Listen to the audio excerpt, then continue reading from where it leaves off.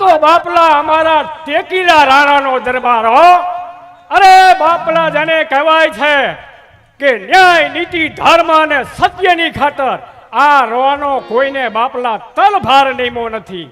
એક વખત કહેવાય છે કે હિન્દુના અકબર બાદશાહે દિલ્હીના કે આખા પોણા ભાગના બાપલા હિન્દુસ્તાનને ઝુકાવી દીધો હતો, પણ આ રોણાને ઝુકવવા ઈ દિલ્હીના અકબર બાદશાહને બાપલા પરસેવો છૂટી ગયો તો પરસેવો.